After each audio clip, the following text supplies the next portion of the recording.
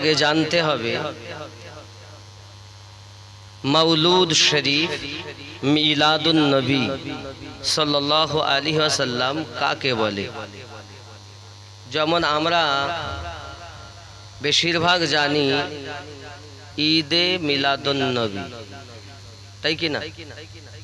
ঈদ অর্থ আনন্দ খুশি, মিলাদ অর্থ আগমন করা, জন্ম নেওয়া, ভূমিষ্ঠ হওয়া,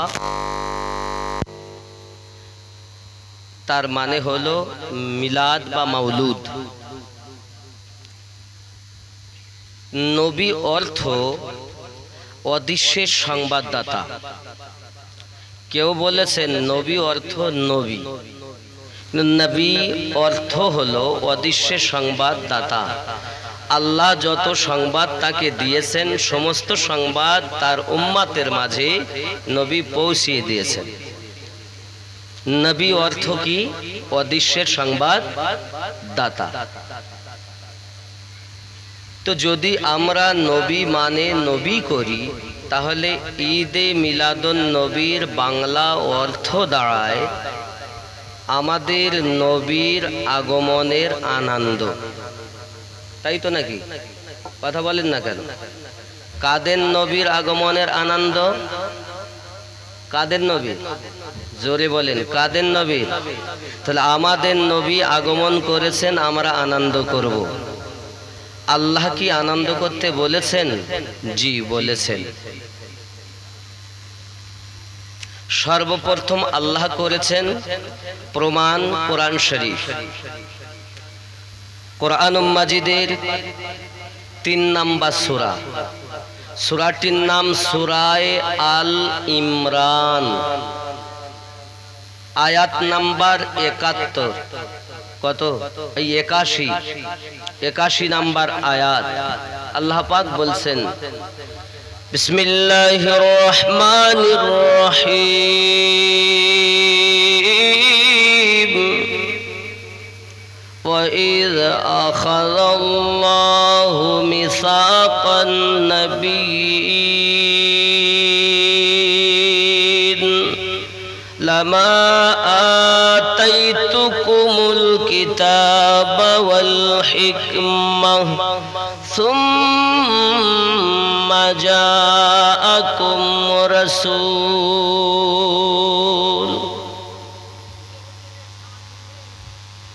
স্মরণ করো ওই দিনের কথা।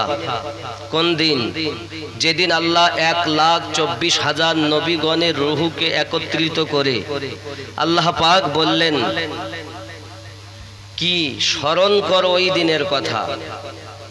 কোন দিনের? যেদিন আল্লাহ পাক তার নবীদের কাছ থেকে পোক্তা স্বীকৃতি নিলেন। কি স্বীকৃতি নিলেন? কাদের কাছ থেকে? যাদেরকে আল্লাহ কিতাব ও হিকমত দান করেছেন এবং তোমাদের মাঝে আগমন করবেন একজন রসূল, একজন রসূল। সুম্মা জাআকুম। তা নবীর আগমনের কথা আলোচনা করা কি? মিলাদ। কথা বলেন, মিলাদ। তাহলে মিলাদ তো আলোচনা আল্লাহ প্রথম করেছেন। জোরে বলুন। তাও কাদের মাঝে? নবীদের মাঝে। আর ওই মেহফিলের স্বয়ং পরিচালনাকারী আল্লাহ, আর আলোচনা করছেন আমার নবীর মিলাদ।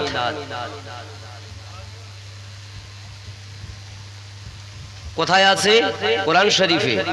যারা এখন বলছে দুনিয়ায় 600 বছর পরে মাউলুদ এসেছে, এরা আসলে এই কোরআন মাজিদের সূরা আল ইমরানের 81 ও 82 নাম্বার আয়াত দেখে কিনা আমার জানা নাই। যত রকমের তফসির আছে সমস্ত তফসির আপনি খুলুন, তফসিরে জালালাইন খুলুন, মাদ্রাসার পাঠ্যপুস্তক, আপনি বিভিন্ন তফসির, তফসিরে ইবনে কাসির খুলুন, তফসিরে দুররে মানসুর খুলুন, তফসিরে মাযহারি খুলুন, খুলে দেখুন। তাহলে এই যে মিলাদ আলোচনা করছি আমরা, নবী দিবস, এটি আজকের কোনো নতুন প্রথা নয়। এটা সর্বপ্রথম রুহের জগতে আল্লাহ করেছেন। কে করেছেন? এবং আল্লাহ আমাদেরকে করার হুকুম দিয়েছেন। কোথায়? দলিলগুলো দিচ্ছি, অসুবিধা হচ্ছে? আপনারা চায়ের দোকানে বলতে পারবেন তো যে আমরা যে মিলাদ করি এটা আজকের কথা না, আল্লাহ করেছে। কোরআন শরীফের 3 নাম্বার সূরা 81 নাম্বার আয়াতে তার প্রমাণ আছে। বলতে পারবেন না? আরবিটা আপনারা নাই জানেন। 3 নাম্বার সূরার 81 ও 82 নাম্বার আয়াতে আল্লাহ প্রমাণ করেছেন। জোরে বলুন। এতটুকু কথা বলতে পারবেন না যদি কেউ বিরোধ করে? 2 নাম্বার কথা, আল্লাহ পাক নবী দিবস উপলক্ষ করে আনন্দ করতে বলেছেন। কোরআন শরীফের 10 নাম্বার সূরা। কয় নাম্বার সূরা? সূরাটির নাম সূরা ইউনূস, আয়াত নাম্বার 58। কত? 58। আল্লাহ পাক বলেন, বিসমিল্লাহির রহমানির রহিম, কুল বিফদলিল্লাহি ওয়া বিরহমাতিহি ফাবিযালিকা ফালইফরাহু। নবী আপনি বলে দিন, বলে দিন, আল্লাহর ফজল ও রহমত পেয়ে তারা যেন আনন্দ করে। জোরে বলেন। আল্লাহ বলছেন আনন্দ করতে, নবী আল্লাহ নবীকে বলতে বলছেন।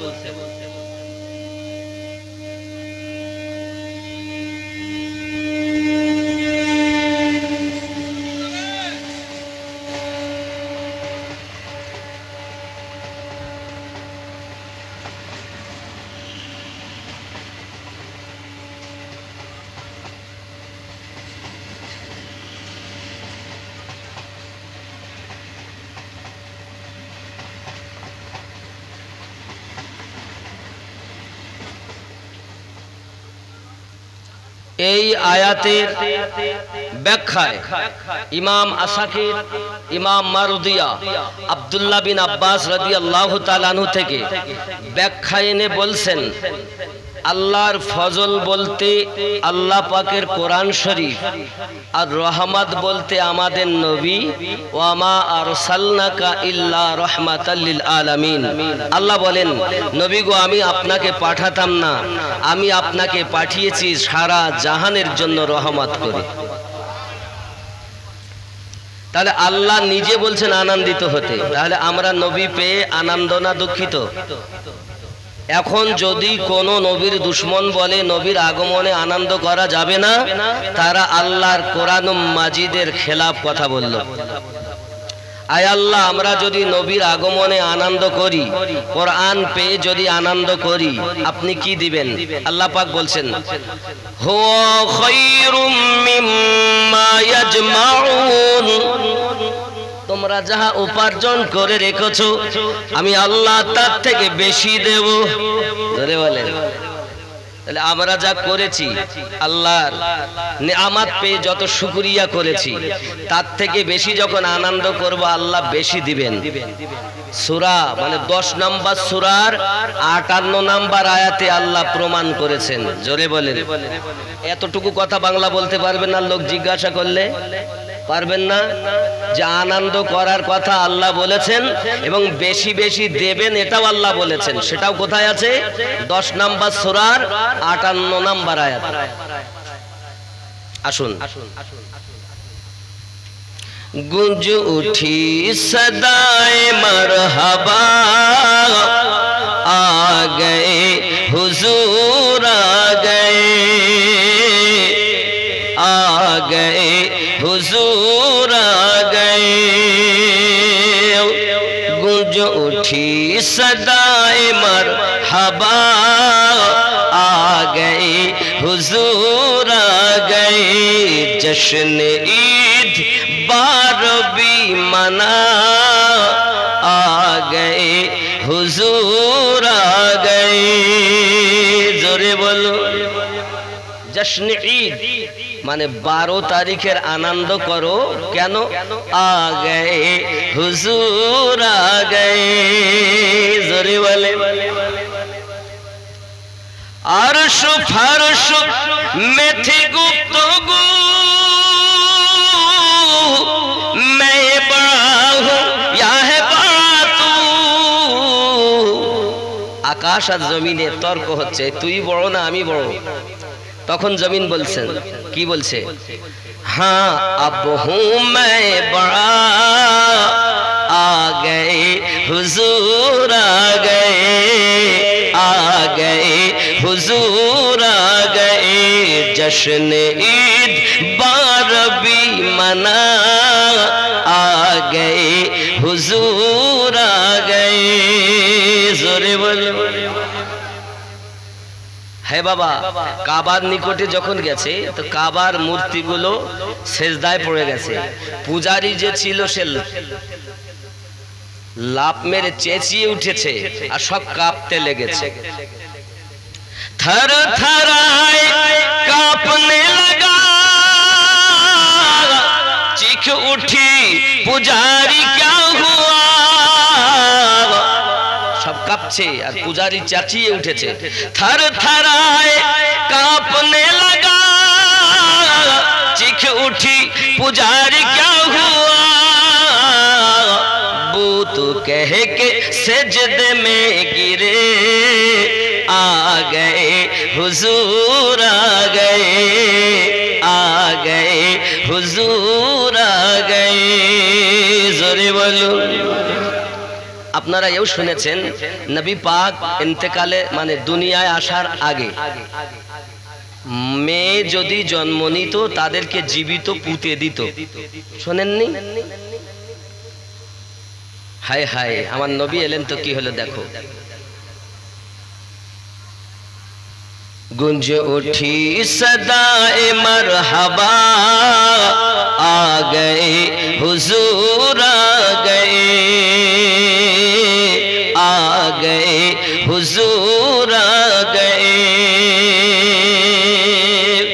मारी जा चुकी है बेटियों, मारी जा चुकी है बेटियों মানে মেরে ফেলে দেওয়া হয়েছে মেয়েদেরকে। মারি যা চুকি है बेटियों, अब आकर फख्र से जियो। क्यों क्यों अब कट चुका है पंजाए जफा, आ गए हुजूर आ गए। जोरे बोलो। এই মায়েরা চিন্তা করো না, তোমরা এবার দুনিয়া এসে ফখর করে জীবন যাপন করো। এসে গেছেন হুজুর, এসে গেছেন। আমার নবী যখন এসেছেন দুনিয়ায় তো একজন বৃদ্ধা মহিলা একদম মাজা পড়ে গেছে, হাতে সোনার এরকম বড় বড় সব স্বর্ণের সব অলংকার গলায় হাতে পায়ে পরে যাচ্ছে। তা লোকে বলছে কোথায় যাচ্ছেন মা? এ তো লুটেরারা লুট করে নেবে, লুটেরা লুট করে নেবে। তখন ওই মহিলা বলছে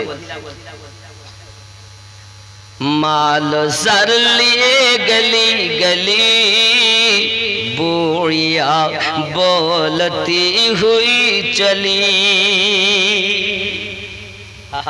তার কাছে সমস্ত দৌলত কাঁধে করে এক বোঝা নিয়ে চলছে। सामदर लिए गली गली, बूढ़िया बोलती हुई चली। अब लौटने का गम नहीं रहा, आ गए हुजूर आ गए, आ गए हुजूर आ गए। अल्लाहुम्मा सय्यिदना मौलाना व अला आलि सय्यिदना। আমার নবী দুনিয়ায় আগমন করবেন বলে মহান আল্লাহ পাক আল্লাহ তাআলা বলেন জিবরাইল আমিন তুমি 1 লক্ষ ফেরেশতা নিয়ে দুনিয়াতে মিছিল করো, মিকাইল তুমি 1 লক্ষ ফেরেশতা নিয়ে মিছিল করো, ইসরাফিল তুমি 1 লক্ষ ফেরেশতা নিয়ে মিছিল করো, মালাকাল মাউত ইসরাইল তুমি 1 লক্ষ ফেরেশতা নিয়ে মিছিল করো। বাবাজি হযরত জিবরাইল আলাইহিস সালাম আমার নবী পাকের আগমনের দিন হযরতে আব্দুল্লাহ রাদিয়াল্লাহু তাআলা নূর বাড়িতে 1 লক্ষ ফেরেশতা নিয়ে মিছিল করতেছেন। বাবা ওরে আমার সোনা মানিকের, আমরা মিছিল করলে বেদাত ও শিরকের ফতোয়া দেয়। মেম্বার হয়েছে তার জন্য মিছিল করলে শিরক বেদাতের ফতোয়া দেয় না, প্রধানের জন্য মিছিল করলে শিরক বেদাতের ফতোয়া দেয় না। দুনিয়ার নেতাদের মিছিলে গেলে শিরক বেদাতের ফতোয়া পায় না। আর যে সকল নেতাদের নেতা আল্লাহ যাকে বানিয়েছেন তার আগমনে মিছিল করলে শিরক আর বেদাতের ফতোয়া দেয়। এ দুঃখ রাখবো কোথায়? হে বাবা, মেম্বারের মিছিলে গেলে ও হয়তো ঘর পেতে পারে নাকি, নইলে ত্রিপল পেতে পারে, তাও গ্যারান্টি নাই। তাহলে দুনিয়ার মেম্বারের মিছিল করলে যদি ঘরের আশা হয়, আমার নবী পাকের মিছিল করলে জান্নাতের মহালের আশা হয়। ওখানে গ্যারান্টি নাই, আর এখানে আল্লাহ গ্যারান্টি দিয়েছেন তোমরা আনন্দিত হলে আমি আল্লাহ আরো বেশি দেব, তাই কিনা? আর মিছিল করে না, কিন্তু আল্লাহ পাক ফেরেশতা দিয়ে মিছিল করাচ্ছেন আব্দুল্লাহর বাড়ি। জোরে বলুন আব্দুল্লাহর ওই বাড়িতে নূরি মেলা লেগেছে, আব্দুল্লাহর ওই বাড়িতে নূরি মেলা লেগেছে, দলে দলে চারিধারে ফারিস্তারা ঘুরিছে, আব্দুল্লাহর ওই বাড়িতে। জোরে বলে আল্লাহ বলেন জিবরাইল 3খানা পতাকা নিয়ে যাও, একটা পতাকা মাশরিকে লাগাবে, আর একটা পতাকা মাগরিবে লাগাবে, আর একটা পতাকা তুমি বাইতুল মুকাদ্দাসের ছাদের উপরে লাগাবে। আরো জোরে বলুন সুবহান। আব্দুল্লাহর ওই বাড়িতে নূরি মেলা লেগেছে, দলে দলে চারিধারে ফারিস্তারা ঘুরি। জোরে বলুন না সুবহানাল্লাহ। কারা ঘুরছেন? কারা ঘুরছে? ফেরেশতারা। চলো যাব মদিনাতে দয়ার নবীর দেখতে, চলো যাব মদিনাতে দয়ার নবীর দেশেতে, মদিনাতে কাবার কা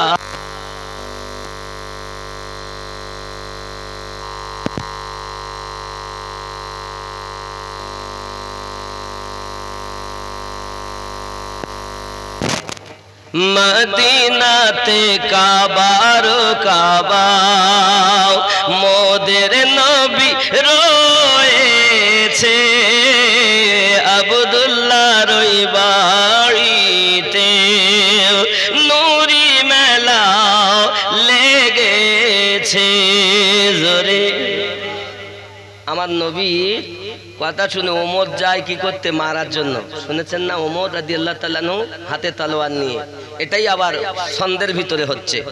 ওমর ইবনে খাত্তাব চলে নবীজিকে মারিব বলে, ওমর ইবনে খাত্তাব চলে নবীজিকে মারিব পারিব বলে দেখে নবীর নূরি চেহারা ওমর কলেমা পড়েছে আব্দুল্লাহর ওই বাড়িতে নূরি মেলা লেগেছে এমন নবী কোথায় পাবো নবীর প্রেমে মরিয়া যাব এমন নবী কোথায় পাবো নবীর প্রেমে মরিয়া যাব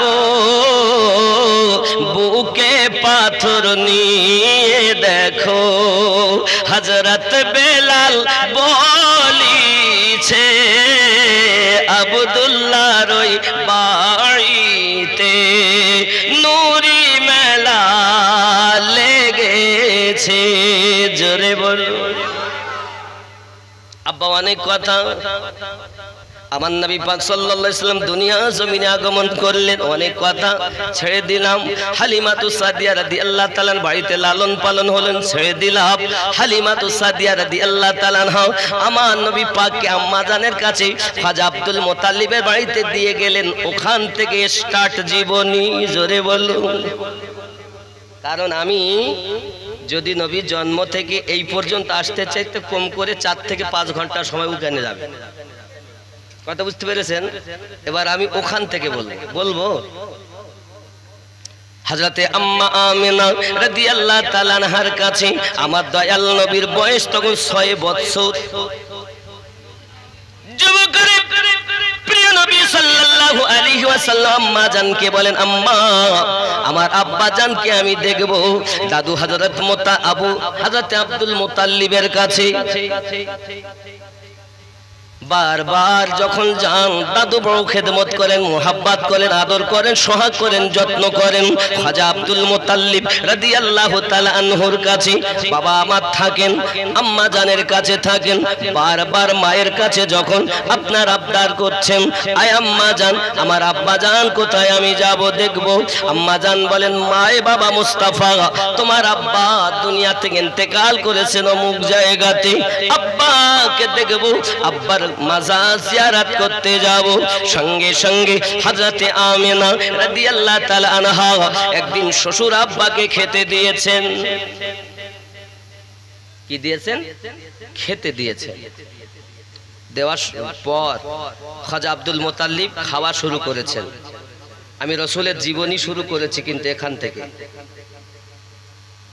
আব্বাজি আমার সোনামানিকেরা উনি খাওয়া দাওয়া শুরু করেছেন হযরত আম্মা আমিনা রাদিয়াল্লাহু তাআলা আনহা দুটি হাত জোড় করে বলছেন শ্বশুর আব্বাজি আব্বাজান আপনার কাছে আমার একটা আরজি আছে আবেদন আছে যদি আপনি কবুল করেন হযরত আব্দুল মুত্তালিব বলেন মা আমিনা বলো মা তুমি কি বলতে চাচ্ছ হযরত আম্মা আমিনা বলেন আব্বাজান আপনার দাদু ভাই বারবার আব্বার কথা বলেন আমার মন ভালো লাগে না দীর্ঘদিন হয়ে গেল আমি আব্বার বাড়িতেও যাইনি আমি এক নিয়ত করছি আপনি যদি ইজাজত দেন তাহলে আপনার দাদু ভাইকে নিয়ে আমি আমার বাপের লয় একটু ঘুরে আসব ইয়াসরিব দেশ থেকে ঘুরে আসব আর আসার পথে আপনার সন্তান আব্দুল্লাহর মাজার জিয়ারত করিয়ে আনবো আব্বা আপনি যদি আমাকে ইজাজত দেন এই যুবকেরাও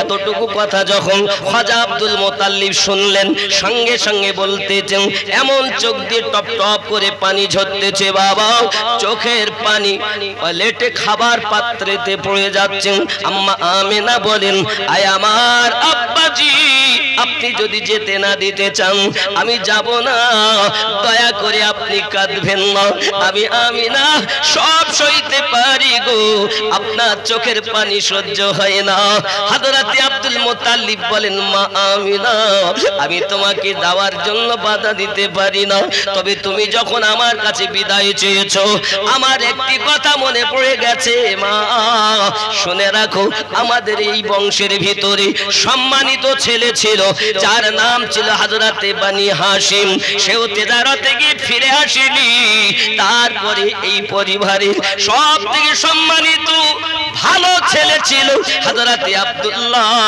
সেও তেজারাতে গিয়ে ফিরে আসেনি। তুমি যখন আমার কাছে বিদায় চাও, আমার মনে হয় যেন আমিনা তোমার সঙ্গে বুঝি আমার আর দেখা হবে না।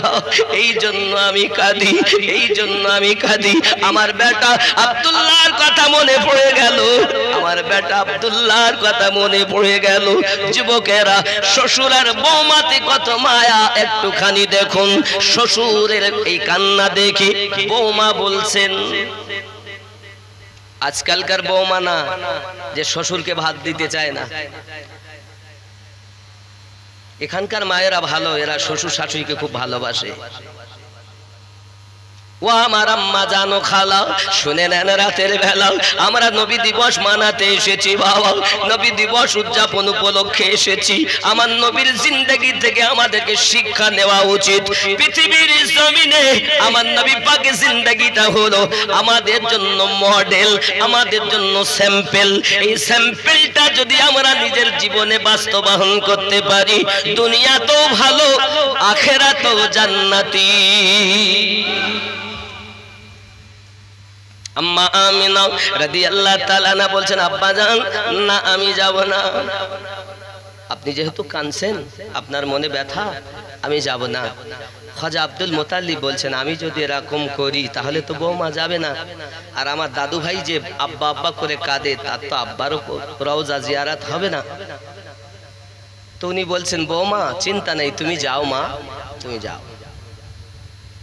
দাসী উম্মে আয়মানকে সঙ্গে নিলেন। শিশু মোস্তাফা আম্মা জানের সঙ্গে দাসী আর একটাতে, যেই কিনা আপনার উঠেছে উটনির ওপরে। হে বাবাজি আমার, উটের উপরে যেই না উঠেছেন, আমেনা রওনা দিবেন, ইতিমধ্যে খাজা আব্দুল মুতাল্লিব বেহুশ হয়ে জমিনে পড়ে গিয়েছেন। চট করে আম্মা আমিনা উটনি থেকে নিচে নেমে গেলেন। নামার পরে শ্বশুর আব্বাকে আপনার নিজের জাং মোবারকের উপরে মাথা রাখলেন, রেখে মাথায় আপনার পানি দিচ্ছেন, হাত বোলাচ্ছেন।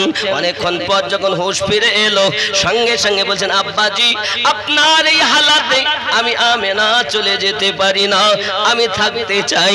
এ যুবক কি জানি এটাই খাজা আব্দুল মুতাল্লিবের শেষ সাক্ষাৎ বৌমার সঙ্গে।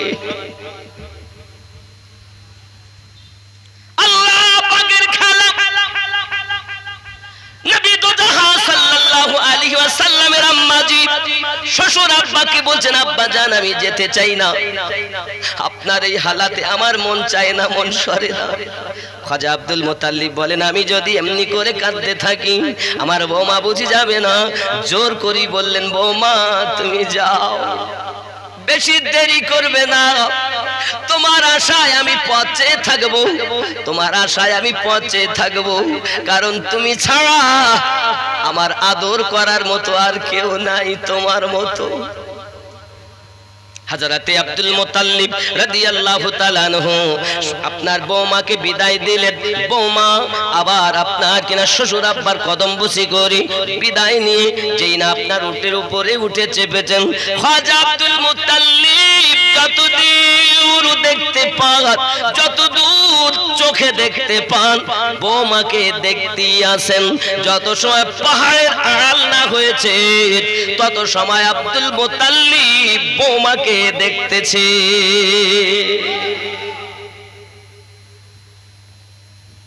আব্বা আমার দাসী উম্মে আইমানের সঙ্গে আমার নবী পাকের আম্মা জান যখন ইয়াশরিব দেশ, মানে এখন যার নাম মদিনাতুল মুনাওয়ারা, যে দেশটার নাম কি মদিনাতুল মুনাওয়ারা, এই দেশটার নাম কি ইয়াশরিব, মদিনা এখনো হয়নি। আব্বাজি আমার হযরতে আম্মা আমিনা রাদিয়াল্লাহু তাআলা না যাবেন, সংবাদ পেয়ে গেছেন মদিনার মানুষ। আমিনা আসছে তার বেটাকে নিয়ে। বাবা আমার কেউ দেখিনি কখনো মুস্তাফাকে এমন সমাতে। যখন হযরতে আমিনা আমার নবীজিকে নিয়ে যাচ্ছেন, মদিনার মহিলারা, মদিনার পুরুষেরা দেখতেছেন যেন পাহাড়ের দিক থেকে সূর্য উদিত হয়েছে। যুবকেরা আমার, নবী আমার যখন ইয়াশরিব দেশে পৌঁছালেন, ওই ইয়াশরিব দেশে আমার নবীর কদম কেউ জমিনে পড়তে দেয় না, এ কোলে নাই সে কোলে নাই, সবাই বলছে এই তো সেই মুস্তাফা যিনি শেষ জামানার পয়গম্বর, যে হবে কলকি আওতার। জোরে বলো। মদিনায় দাসী উম্মে আয়মান আমেনাকে বলেন, বোন আমি যখন এসেই গেছি তা আমার মন বলে আমি একটু মদিনার বাজারে বেড়াতে যাব, মানে ইয়াশরিবের বাজারে যাব, একটু দেখিনি কোনোদিন, মনে আশা, আজ যখন এসেছি তো যাব। আমিনা বলছে, বোন উম্মে আয়মান তুমি বাজারে যাবে, যাও, অসুবিধা নেই, তা আমি একা যাব না, মুস্তাফাকেও সাথে নিয়ে যাব। সুবহানাল্লাহ বলেন। দাসী উম্মে আয়মান যখন এ কথা বলেছেন, সঙ্গে সঙ্গে আপনাকে না আম্মা আমিনা বলছেন, ও বোন দাসী উম্মে আয়মান, ও গো উম্মে আয়মান, আমার এই ছেলের সম্পর্কে তুমি কি জানো? এই ছেলেটার নাম যদি কেউ জিজ্ঞাসা করে খবরদার যেন পরিচয় দেবে না, বাপের নাম জিজ্ঞাসা করলে বলবে না, বাড়ি কোথায় বলবে না, শুধু ঘুরিয়ে নিয়ে আসবে, খবরদার পরিচয় দেবে না। মানা করে দিয়েছে। আমেনা রাদিয়াল্লাহু তাআলার কথা শুনে দাসী উম্মে আয়মান যখন আমার নবীর হাত মোবারকা ধরে ইয়াশরিবের ওই বাজারের দিকে যাচ্ছেন, বাবা আমার রাস্তার মাঝে একজন তওরাতের পণ্ডিত রাহিব বসে আছে। ইয়াশরিবে ঢোকার আগে, বাজারের আগে দাসী উম্মে আয়মান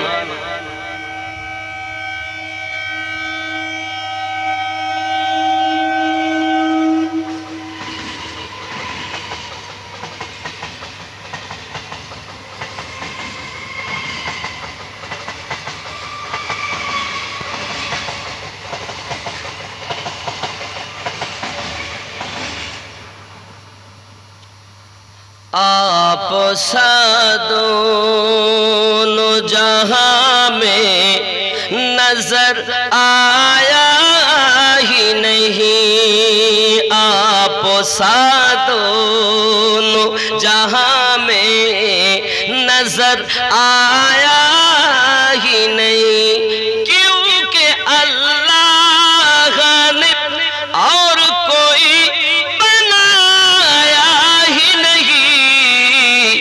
आप दोनों जहां में नजर आया ही नहीं, आप दोनों जहां में नजर आया ही नहीं। क्यों? क्योंकि अल्लाह ने और कोई बनाया ही नहीं, आप दोनों जहां में नजर आया ही नहीं। जोरे बोले। मक्के में जो गया रास्ते से लौट आया, मक्के में जो गया रास्ते से लौट आया, মানে মক্কায় গিয়েছে, যে মক্কা দেখে তপ করে রাস্তা থেকে ফিরে এসেছে, মদিনায় যায়নি। বলছে মদিনায় যাওয়ার দরকার নাই, ইউটিউবে মৌলবীরা বলছে না, দেখবেন হজের আরকানের মধ্যে মদিনায় যাওয়ার নিয়ম নাই, মদিনা না গেলেও হজ হবে, নাউজুবিল্লাহ বলে। मक्के में जो गया रास्ते से लौट आया, वो ये समझे कि उसे आका ने बुलाया ही नहीं, ये वो समझे कि उसे आका ने बुलाया ही नहीं, आप दोनों जहां में नजर आया ही नहीं। जोरे बोले। যারা মক্কায় গিয়েছে রাস্তা থেকে ফিরে এসেছে ও যেন মনে করে ওকে আমার দয়ার নবী ডাকেননি, ডাকলে তো যাবে। খেয়াল করেন, महबूब मुहीब का दो जहां में नहीं कोई सानी, महबूब मुहीब का दो जहां में नहीं सानी, एक का जिस्म नहीं और एक का साया ही नहीं, एक का जिस्म नहीं और एक का साया ही नहीं, आप सा दोनों जहां में नजर आया ही नहीं। जोरे बोले महबूब আমার নবী আর মুহিব হলো আল্লাহ, ঠিক কি না? দো জাহাঁ মে মানে এ জগৎ পর জগত কোনো জোড়া নাই, সানি অর্থ জোড়া নাই। আল্লাহর মতো কোন আল্লাহ আছে? আল্লাহর মতো আল্লাহ নাই। নবীর মতো কোন নবীও, একজনার দেহ থেকে তিনি পাক, দেহ নাই, আল্লাহ দেহ থেকে পাক, আর আমাদের নবী ছায়া থেকে পাক। জোরে বলেন, ঠিক এটাই এই নাতে বলা হয়েছে, महबूब मुहीब का दो जहां में नहीं सानी, एक का जिस्म नहीं और एक का साया ही नहीं। जोरे আমার নবী ছায়া আছে। যুবক, নাত বুঝলে অনেক, না বুঝলে কিছুই নাই। খেয়াল করে, কবর মে কাহা জব কাহা কবর মে, जब कहा कब्र में मेरे सरकार ने ए मेरा है,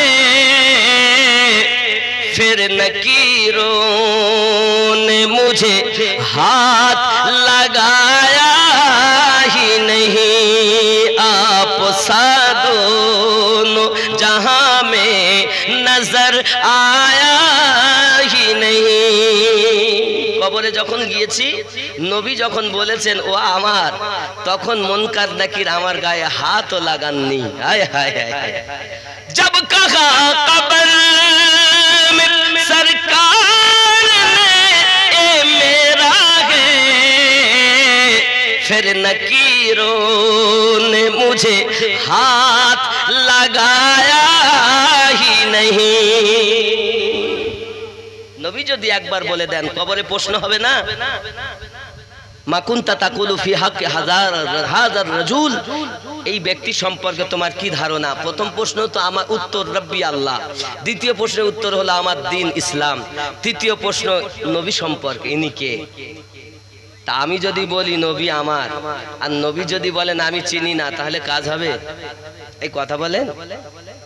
নবী যদি একবার বলেন যে আমার, তাহলে মুনকির নাকির আর হাত লাগাবে না। জোরে বলে আব্বাজি আমার সোনা মানিকেরা, চলুন না গিয়ে যাই হযরত উম্মে আইমান আমার নবীকে নিয়ে ইয়াশরিবের বাজারের আগে মনে আছে ঢুকছেন, এমন সময় ওই রাহিব সে দেখতেছে ছেলেটা তো আমি কিতাবে যা পড়ি সেই ছেলে। এমন সময়তে আপনারা গিয়ে গেছে, আগিয়ে যাওয়ার পরে বলতেছেন কে গো তুমি, তোমাদের বাড়ি কোথায়? উম্মে আইমান কিছুই বলেন না। এই ছেলেটার আব্বার নাম কি? তাও বলেন না। এই ছেলেটার দাদুর নাম কি? তাও বলেন না। আপনার কিনা কোথা থেকে এসেছো? তাও বলেন না। আব্বা আমার তোমার নাম কি? তাও বলে না। বলাই তো নিষেধ। সঙ্গে সঙ্গে ওই রাহিব বলে ওগো মা তোমায় বলতে হবে না, আমি শুধু বলবো, তুমি শুধু মাথা হিলিয়ে দেবে। আমি যদি সঠিক হয় তাহলে হ্যাঁ বলবে, আর যদি বেঠিক হয় তো মাথা হিলিয়ে না বলবে।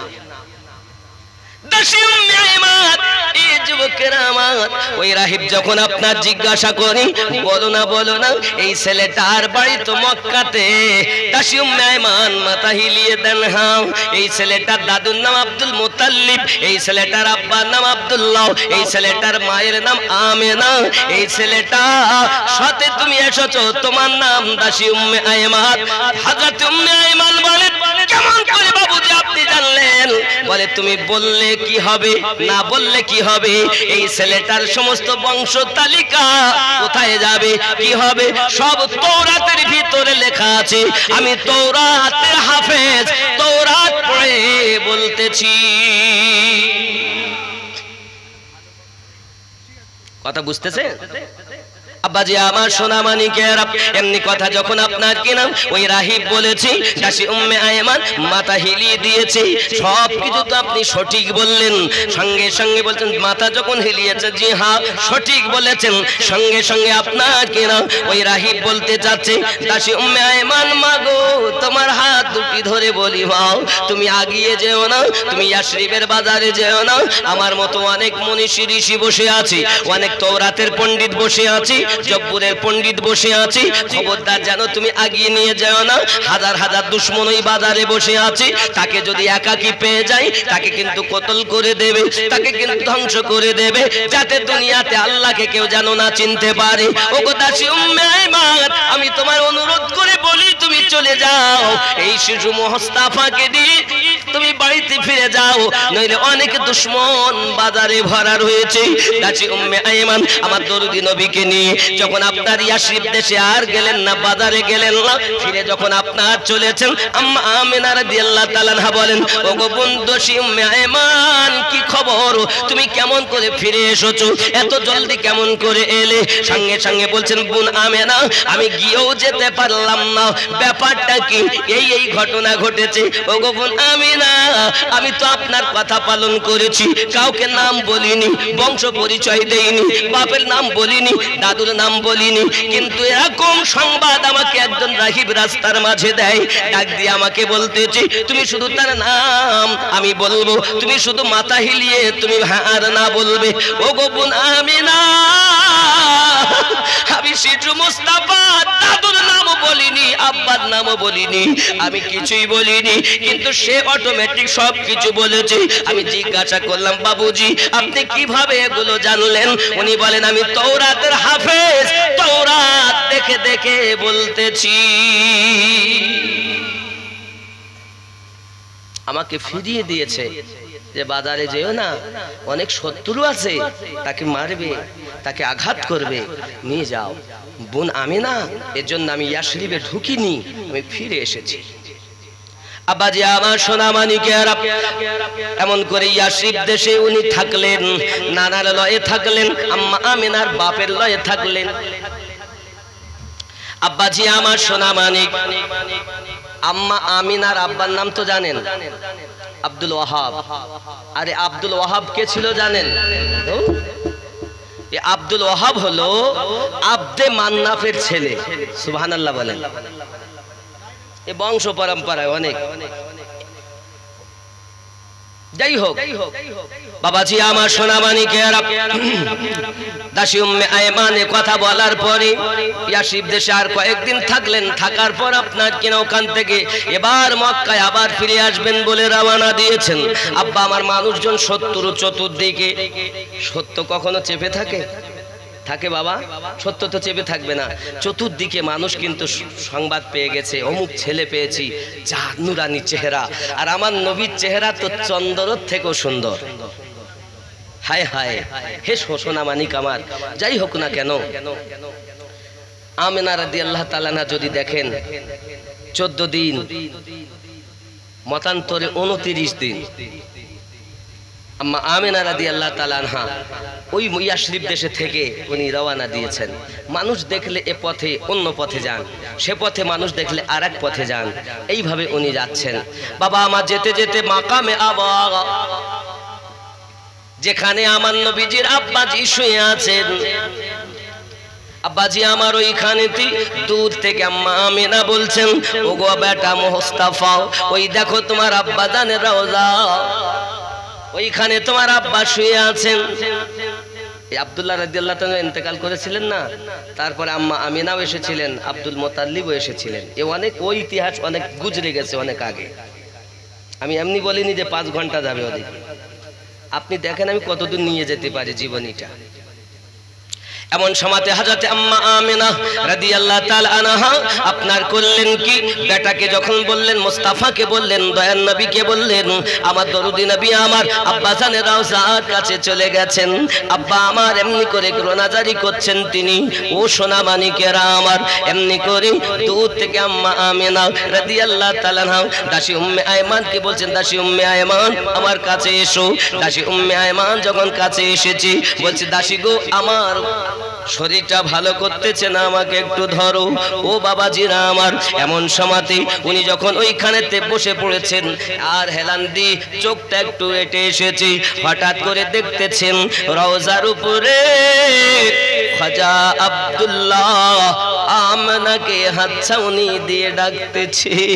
ও সোনা মানিকেরা, আর যদি কোনো মিলিত ব্যক্তি হাতছাউনি দিয়ে ডাকে, এটাই হলো মৃত্যুর লক্ষণ। ও যুবক সোনা মানিক, এমনি করে আম্মা আমিনা রাদিয়াল্লাহু তাআলা আনহা যখন দেখলেন তার স্বামীকে, মনটা বড় খারাপ হয়ে গেল, ঘুম তো ভেঙে গেল। সঙ্গে সঙ্গে মুস্তাফাকে ডাকতেছি, ও দাসী উম্মে আয়মান, আমি তোমাকে কয়েকটা উপদেশ দিয়ে যাই, শোনো। তুমি যেন মনে হয় আমি আর বাঁচবো না, আর ফিরে মনে হয় মক্কাতে যাব না। তুমি বাড়ি যাবে, আমার শ্বশুর আব্বাকে মদিনার সমস্ত ঘটনাগুলো শোনাবে, ইয়াসরিব দেশের ঘটনাগুলো শোনাবে। ও দাসী উম্মে আয়মান, তোমার কাছে আমার আবদার, আমার ছেলে মুস্তাফাকে যেন কোনোদিন খেলতে দিও না। তুমি তত সময় যেন খেও না যত সময় আমার এতিম মুস্তাফা না খাবে। বলো তুমি আমার সঙ্গে কথা দিলে কি নাও? এ দাসী উম্মে আয়মান, আমি কাকে বলে যাব, কার কাছে সঁপে যাব? আমি তোমার কাছে আমার বেটা মুস্তাফাকে সঁপে দিয়ে যাচ্ছি। এ দাসী উম্মে আয়মান, আমার শ্বশুর আব্বাকে সমস্ত ঘটনাটা খুলে খুলে বলবি। সোনামানি এমনি করে আম্মা আমিনা রাদিয়াল্লাহু তাআলা আনহা যখন দাসী উম্মে আয়মানকে বলতেছেন, সোনামানিকেরা আমার, দাসী উম্মে আয়মান বলেন, ও বোন আমিনা, আমি আপনার সমস্ত শর্তগুলো মেনে নিলাম। আমার মুস্তাফাকে একটু ডাকো।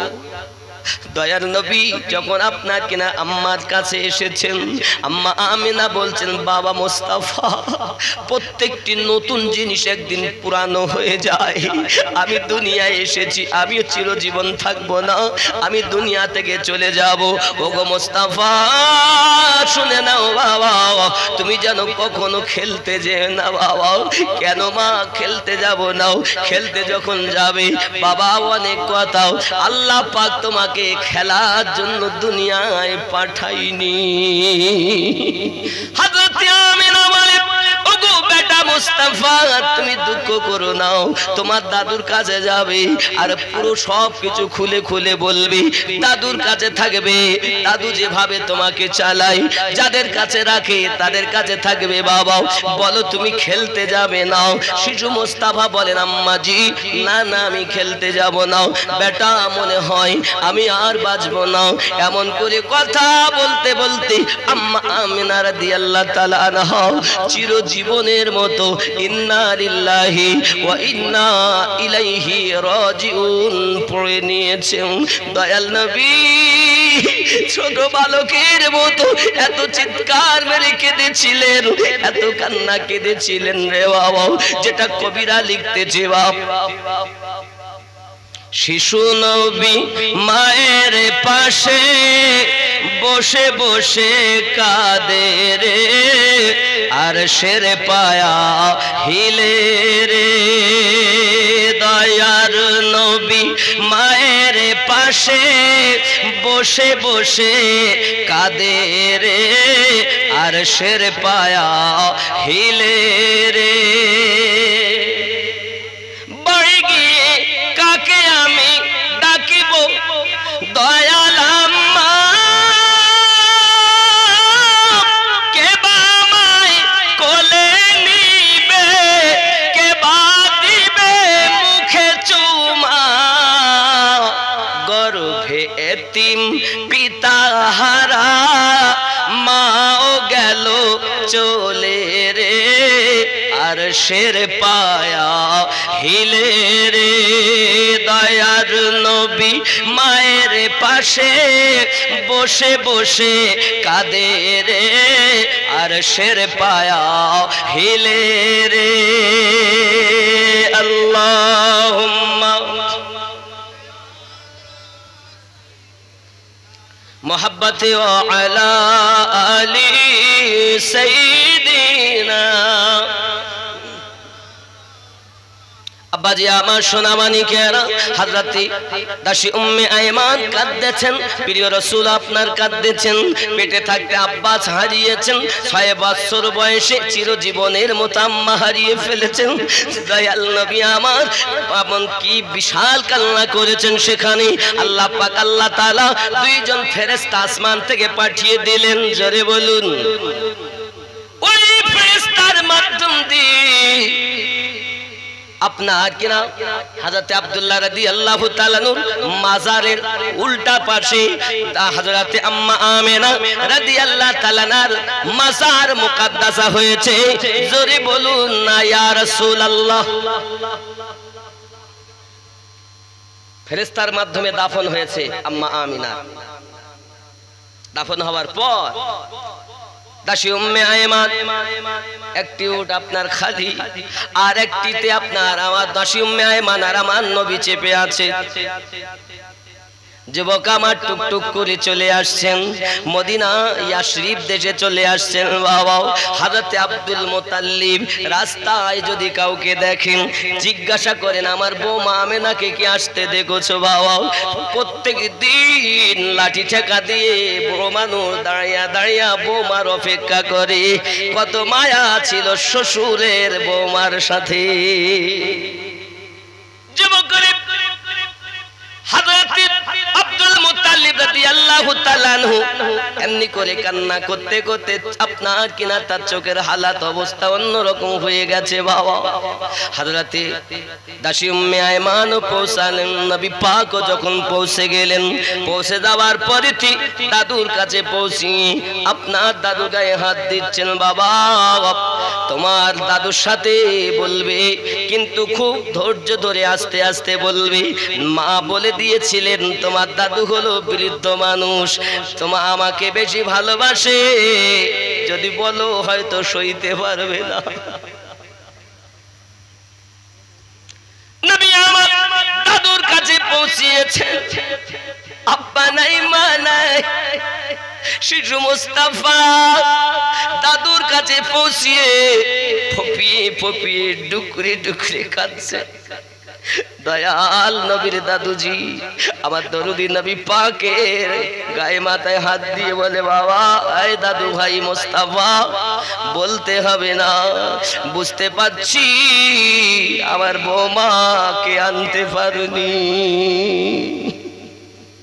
শ্বশুর আব্বা কাঁদে যুবক আমার হযরত আব্দুল মুত্তালিব রাদিয়াল্লাহু তাআলা আনহু আমার রাসূল পাক সাল্লাল্লাহু আলাইহি ওয়াসাল্লামের বরকতে আবার চোখের দৃষ্টি ফিরে পেলেন জোরে বলুন নবী পাকের দিকে তাকায়া দেখেন আমার নবীজির চোখটা একটু লাল বর্ণ হয়ে আছে এত কান্না কেঁদেছেন নবী চোখ দুটি লাল বর্ণ হয়ে আছে আব্দুল মুতালিব বলেন দাদু ভাই তোমার চোখ দুটো লাল হয়ে আছে কেন দাদু বলতে পারবো না আমার আব্বাজি রওজার কাছে ছিলাম আম্মা জানকে হারিয়ে ফেললাম আমার চোখ লাল হয়ে গেছে চলো তোমাকে ডাক্তার কবিরাজ করতে হবে আমার একটা বন্ধু আছে সে ভালো কবিরাজ খাজা আব্দুল মুতালিব বলছে তা চলো এখন নবীকে নিয়ে দাদু গেছেন এখন সেই বন্ধুর দরজায় গিয়ে আওয়াজ দিচ্ছে তা আওয়াজ দিলে শুনতেই পাচ্ছি না দরজাই খোলে না কোথায় গেল ভিতরেই আছে কিন্তু এমন ধ্যান দিয়ে মশগুল হয়ে আছে কিতাব পড়তে যে তার খেয়ালই নাই তিনবার খাজা আব্দুল মুতালিব ডেকেছে বাপ আমার দরজাই খোলে না কি হবে তখন মহান আল্লাহ পাক আল্লাহ তাআলার কি কুদরত যে ঘরে আছে বাবা ওই ঘর মানে তো পাথরি এলাকা, তাও কিন্তু ওপরটা করা আছে, ছাদ মতো করা। তো বাপ ওই ছাদ যেন ভেঙে ফেলে দেবো, আল্লাহ পাকের ফেরেশতা বলছে যে পড়িয়ে না যায়, কারণ হাবিব দরজাতে, আল্লাহর হাবিব দরজাতে, দাদু দরজাতে, বিয়াদবি না হয়ে যায়। মহান আল্লাহ পাক, আল্লাহ তাআলার কি কুদরত। বাবা আমার ওই ছাদটা মানুষ যতই ধ্যানে থাক, যদি ছাদ স্প্রিং হয়, লিফট দেখেন উপরে ওঠে আবার নিচে নামে, আল্লাহ পাক প্রথম লিফট করেছিলেন ওই সময় আমার নবীর ওসিলায়। খেয়াল করেন, এখান থেকে বিজ্ঞানীরা লিফট তৈরি করেছে, যেটা এখন বলতে চাচ্ছি। এখন মুস্তাফা এবং দাদু দুইজনাতে দরজাতে, মহান আল্লাহ পাক আল্লাহ তাআলা ওই ছাদটাকে একেবারে ফেলে দিলে তো মরে যাবে, আবার মরেও যদি যায় তো এই আব্দুল মুত্তালিবের বন্ধুর দ্বারাতে আমার নবীরও কিছু পরিচয় হবে। আল্লাহ চান যে নবীর পরিচয় হোক, কারণ নবীর পরিচয় না হলে তো আমি আল্লাহরও পরিচয় মানুষ পাবে না, ঠিক কি না বাবা? এমন সময় আল্লাহ পাক করলেন কি, ওই ছাদটাকে এমন ভাবে মাথায় ঠেকিয়ে দিলেন, আর আবার উপরে যাচ্ছে, আবার নিচে আসছে, আবার উপরে যাচ্ছে, গায়েবী আওয়াজ আসছে।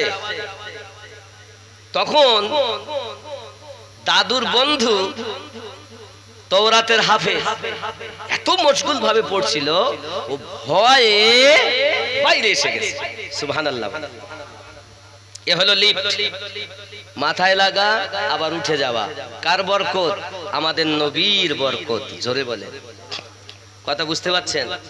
আব্বাজি আমার সোনা মানিকেরা, এমনি করে আপনার কিনা যখন ছাদ উপরে নিচে আসে, দেখে কিন্তু বড় আশ্চর্য হয়ে গেল। বাইরে যখন ভয়ে এসে গেছি, বাইরে এসে দেখতেছি দয়াল নবী, যার চেহারা, যার নাক নকশাও তওরাতের ভিতরে পড়তেছে, সেই ব্যক্তি বাইরে দাঁড়িয়ে আছে। জোরে বল। আব্দুল মুত্তালিব বলছে, বন্ধু গো, এত ডাকা ডাকি, তুমি আমার বাল্য বন্ধু, এত ডাকি তুমি শুনতে পাও না? বলে, এত মশগুল ভাবে পড়ছিলাম বন্ধু, আমার চোখ, চেহারা, নাক, জুলফে, যাহা কিছু তওরাতে পড়ি, সেই নাক নস্কা আপনার সম্মুখে দাঁড়িয়ে আছে। বলে, এটাই তো আমার নাতি মুস্তাফা, যার আকাশে নাম আহমদ, যার জমিনে নাম মুহাম্মদ। জোরে বলুন সুবহানাল্লাহ। বন্ধুরে আমার, আই বন্ধু, আপনার কাছে আমি একটা কারণে এসেছি। আমার দাদু ভাইয়ের চোখ হলো লাল, এই চোখ লাল, একটু ওষুধ দাও, দাওয়াই দাও, কবিরাজি করো, যাতে এই ছেলেটার চোখ ভালো হয়ে যায়। সঙ্গে সঙ্গে খাজা আব্দুল মুত্তালিবের বন্ধু রাহিব আপনার বলতে চাচ্ছে, সে তওরাতের পণ্ডিত, বলতে চাচ্ছে, বন্ধু গো, এই ছেলেটা এমন ছেলে, এই ছেলেটার উপরে দুনিয়ার কোনো দাওয়াই কাজ করবে না, সে তো নিজেই মহা ঔষধ। জোরে বল। দুনিয়ার হাকিমগিরি চলবে না। আল্লাহ তো এনাকে এমন বানিয়েছেন, দুনিয়ার সমস্ত হাকিমের হাকিম। জোরে বল। তা আমি কি হাকিমগিরি করব? আমার দ্বারাই সম্ভব না। তাই কি বলে, আমার ছেলের চোখ ভালো হবে না? হ্যাঁ হবে। কিভাবে হবে? তো যে ওই তোমার দাদু ভাইয়ের থুতু মোবারক নিয়ে নিজের থুতু নিজের চোখে লাগিয়ে দাও, আল্লাহ পাক ভালো করে দেবে, কারণ তিনি হাকিমের হাকিম। জোরে বলে। আল্লাহ তাকে সমস্ত হাকিমের শ্রেষ্ঠ হাকিম বানিয়েছে, নাকি বলেন? আমার দরুদি রাসূলের থুতু মোবারকা নিয়ে আমার রাসূলের পাকে দুই চোখে দেওয়া হয়, সঙ্গে সঙ্গে লাল পান কেটে যায়। আরো জোরে। আমার নবী পাকের থুতুর কত বরকত না? হ্যাঁ আব্বাজি আমার সোনা মানিকের, হযরত আব্দুল মুত্তালিব রাদিয়াল্লাহু তাআলা আনহু নিজের কাছে আপনার রেখেছেন, কিন্তু বাবা বৃদ্ধ হয়ে গেছেন। হঠাৎ তার 9টি ছেলেকে, 9টি বৌমাকে কাছে ডেকেছেন। 10টা ছেলে, মানে খাজা আব্দুল মুত্তালিবের ছোট স্ত্রীর 2টো ছেলে। একটি ছেলের নাম আবু তালিব আর একটি ছেলের নাম আব্দুল্লাহ। জোরে বলুন। আরো জোরে বলুন। আব্দুল্লাহ রাদিয়াল্লাহু তাআলা যেহেতু ইন্তেকাল করেছেন, তাহলে আর 9 জন আছে, 9টা ছেলে 9টি বৌমা। কথা কি বুঝতেছেন নাকি? রাসূলের জীবনী যেহেতু নবী দিবস, আব্বাসি আমার এখন সবকে ডেকেছেন, বৌমারাও এসেছেন, ছেলেরাও এসেছেন। খাজা আব্দুল মুত্তালিব বলছে, দেখো আমি তো থাকবো না, বয়স হয়ে গেছে, এই ছেলেটা এর আব্বা আছে? বলছেন না। এর মা আছে? তো না। এর সাহারা বলতে আমি। তোমাদের মধ্যে এর দায়িত্ব নিতে হবে, নিজের থেকে বেশি তাকে মোহাব্বত করতে হবে, নিজের সন্তানের থেকে বেশি ভালোবাসতে হবে। কে আছো তোমরা বলো? কেউ তো বলতে পারছে না। এখন আবু তালিব হলো আপন চাচা, আর গুলো সব কিন্তু অন্য মায়ের, সেও চাচা, তারাও কিন্তু অন্য মায়ের। কথা বুঝতে পারেননি না? জি। এখন সবাই কেউ তো মানতে চাইলো না, রাজি হতে। নিজের ছেলের থেকে নবীকে ভালোবাসা যায়? কেউ রাজি হয়নি। একমাত্র আবু তালিব তিনি রাজি হয়েছিলেন। জোরে বলুন। বৌমাকে ডাক দিলেন। বৌমার নাম কি জানেন? ফাতেমা বিনতে আসাদ। আবু তালিবের স্ত্রীর নাম ফাতেমা বিনতে আসাদ। ও বাবা, আপনি জানেন অনেক শান।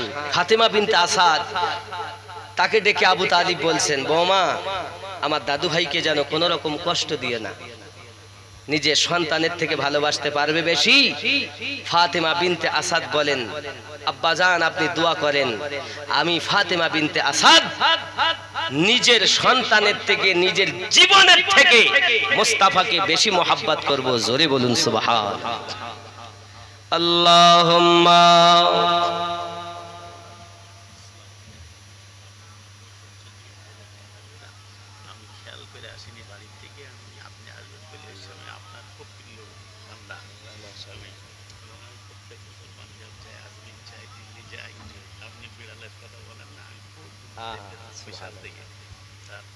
সেদিন ঘুরে আমার সঙ্গে মাওলানা সাহেব ছিল, আমাদের এই অবকার ছিল, তারপর লোকের সঙ্গে একসঙ্গে হাজি গেলাম 18 সালে।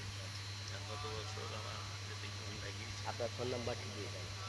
ফোন নাম্বার দিন, আপনার সাথে পরে কথা। কি নাম ভাইজান আপনার? রুহুল আমিন মন্ডল। আমার ভাইজান বড় মোহাব্বত করেন, ওলি আল্লাহর পাগল মানুষ। একটা মাদ্রাসা আছে, আমি উদ্বোধন হয়েছে, মাদ্রাসার নাম কি জানেন? নাকশবন্দিয়া মুজাদ্দিদিয়া সুন্নি মাদ্রাসা। আমার বাড়ির সামনেই। কথা বুঝতে পেরেছেন? নাকশবন্দিয়া মানে বাহাউদ্দিন নাকশবন্দ, মুজাদ্দিদিয়া মানে ইমামে রাব্বানি, যিনি 1000 বছরের মুজাদ্দিদ। আমি ইমামে রাব্বানির 14তম আওলাদ। সেই আওলাদের খলিফার আওলাদের কাছে বায়াত। জোরে বলুন, আরো জোরে বলুন। আমি নাকশবন্দিয়া মুজাদ্দিদিয়া তরিকায় বায়াত। একটা মাদ্রাসা আল্লাহ আপনাদের দোয়ায়, আপনাদেরই টাকায় হয়েছে। আমি জলসা করে যাই, অল্প কিছু রেখে সব মাদ্রাসার পিছনে দেই। জায়গা কিনে এ করে 60 লাখের ঊর্ধ্বে ব্যয় হয়ে গেছে। কথা বুঝেছেন? কিন্তু ওয়াহাবি নবীর দুশমন চলবে না, সুন্নি। মাদ্রাসার নামটা ভালো করে শুনে নেন, নাকশবন্দিয়া মুজাদ্দিদিয়া সুন্নি মাদ্রাসা। ওই মাদ্রাসার নাম শুনে ভাইজান 1000 টাকা দিলেন। বাবা আপনাদের কাছে বলবো, 1 টাকা পারেন, 5 টাকা পারেন, 10 টাকা পারেন, দিয়ে দেবেন ওখানে, ইনশাআল্লাহ মাদ্রাসায় যাবে। আর ছেলে চাইবে আপনাদের কাছে। আমি আশা রাখি ওই মাদ্রাসায় আপনার ছেলে নবীর দুশমন হবে না, আর আলু হবে না। আলু মানে বোঝেন, সব তরকারিতে চলে, ও ডালেও চলে, গোশও চলে, বেগুনেও চলে, যার সাথে দিবেন আলু চলবে। তা আমাদের মধ্যে আমরা বক্তা যারা দেখবেন আমরা আলু হয়ে গেছি, সব জায়গায় যাই, খালি টাকা। কিন্তু আল্লাহ রহমত, এ পর্যন্ত আমি ওয়াহাবিদের দাওয়াত নেই না। খালি এক জায়গার কথা বলি, একজনের এসেছিল, তারা এসে বলেছিল মাদ্রাসা 6 থেকে 7 কোটি টাকার বাজেট আমার। কথা বুঝেছেন? কিন্তু বললো আপনার মাদ্রাসা যা ব্যয় হবে আমার যোগাযোগ আছে, বাইরে থেকে টাকার ব্যবস্থা করে দেব, আপনি শুধু কিয়াম করবেন না। কি করলে হবে না? কিয়াম করবেন না। বলছে ভাই আপনারা কি? বলছে আমরা সব সিলসিলার লোক, আগে কিয়াম হতো, এখন আর হয় না। দুজন মাদ্রাসার শিক্ষক, একজন মুফতি সাহেব এসেছে, আর একজন মানে দুইজন মুফতি, একজন মাওলানা আর একজন ওখানকার হাজি, চারজন এসেছে আমার বাড়ি। ওই ছেলেটা সাক্ষী আছে, ওই বসে আছে সাক্ষী। আমি বললাম বাপ, ওরা বসেছিল 2 ঘন্টার মতো, 25,000 টাকা আমার নজরানা দেবে আর মাদ্রাসা করে দেবে। আমি যদি একবার কিয়াম না করতাম তাহলে আমার কি যায় আসে যেত? 25,000 হইতো আর মাদ্রাসাটা হয়ে যেত নাকি বলে? কিন্তু 2 ঘন্টা পরও তাদেরকে বললাম আমি আমার নীতি থেকে দূরে সরতে। যারা সিলসিলার দাবিদার তারপরও সেখানে আজ কিয়াম নাই, তার জন্য দায়ী কারা? আমরা না? এই আমরা নয়, আমরা যারা বক্তা, আমরা স্বার্থ পেয়ে চলে যাই। অনেকে দেখতে এই জায়গায় কিয়াম হয় না, তবে যে আমাকে মাঝখানে দেবে, ফার্স্টে দিলেও কিয়াম করবো, লাস্টে দিলেও করবো। কিয়াম নাই তো তোদের দাওয়াত 1 কোটি টাকা দিলেও আমিনুদ্দিন তোদের দাওয়াতে নাই।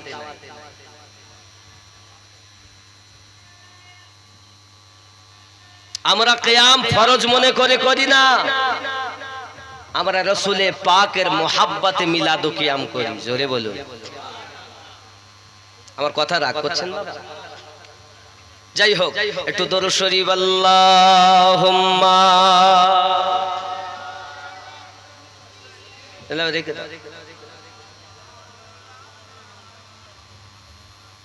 وعلى آل سيدنا